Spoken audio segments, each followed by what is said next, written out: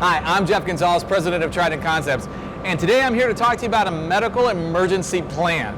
All right, so what is this EMP? Well, the emergency medical plan is something that anybody that is going to participate in shooting activities should consider. So the very first thing that we talk about is we need to be responsible for not just our actions, but our safety as well. And part of that means, what do I do in case of an accident? So the first thing we talk about is have a plan. So that begins by being ready with equipment. So let's identify some equipment that we should probably have with us or easily available in any kind of live fire conditions. That's going to be some sort of medical kit. Now here's the thing about a medical kit. You can have everything in that medical kit that you might want, but the real question is, do you know how to use the equipment in your medical bag? If you don't, it's not really helping you.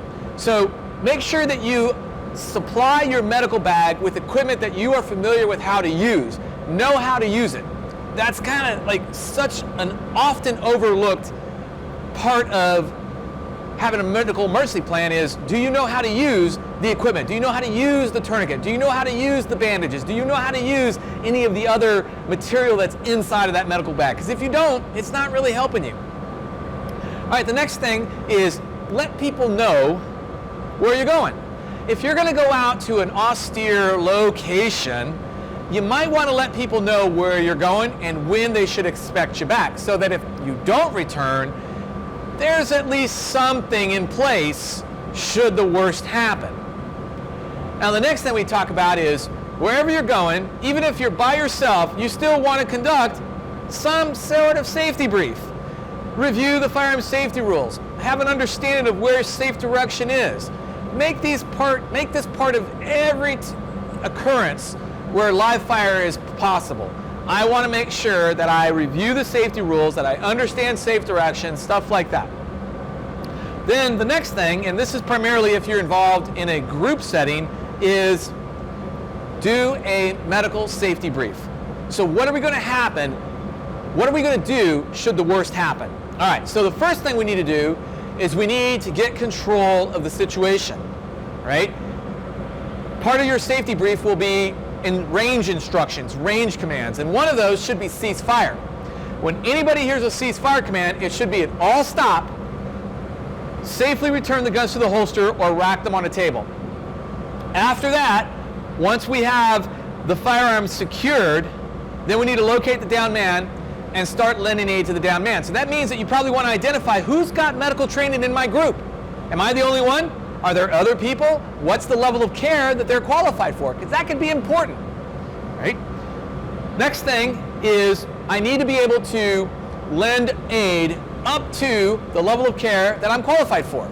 So I'm not going to do anything that I watched on a TV program or a movie if I'm not qualified to do it. Make sure you stay within the range of your skill level, right? Stay in your lane, in other words. After that, we need to communicate what's happening. Now, I might identify the primary caregiver and I might have a backup. So what if the primary caregiver is the guy who gets injured? I need to have a backup plan for that.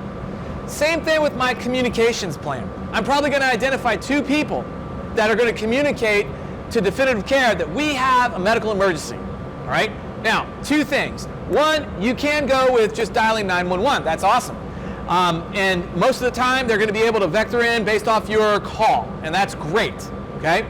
Another option, if you're going to go to a fixed location that you know, is to try to have the actual landline to the EMS dispatch so that you can call them directly, all right? So those are two options that you can have. But either case, what's very important is that when you're communicating with definitive care, that you let them know that you have experienced a training accident.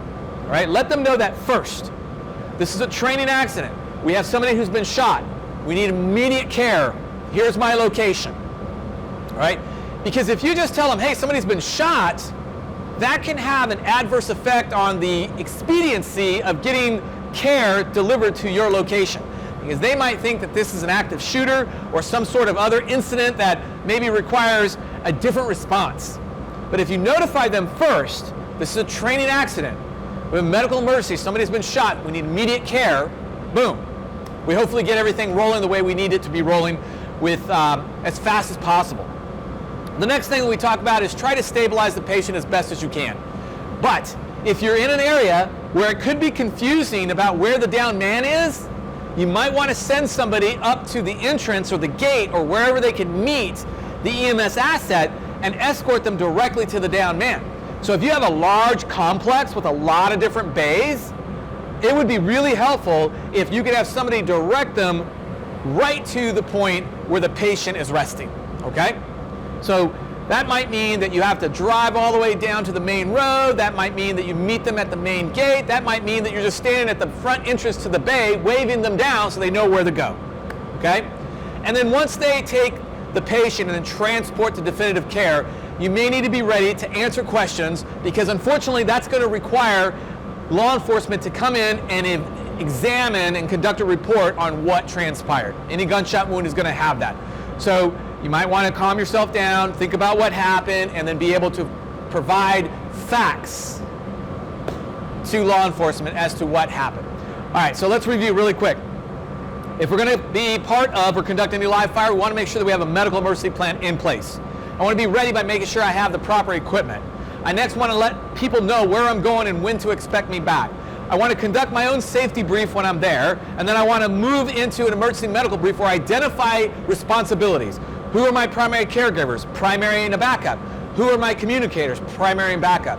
I want to make sure that I'm lending aid to the downed man as best as possible to the care I have and the skill that I have. And then I need to make sure I communicate to the EMS assets that we have a training accident and we need immediate care delivered to our location. Then stabilize the patient as best as possible, transport them or help assist them in transport into definitive care from there, and then be ready to answer or provide facts of the matter as you remember them. All right, if you have questions or comments, please feel free to post them down below. I'm Jeff Gonzalez. Until then, take care and stay safe.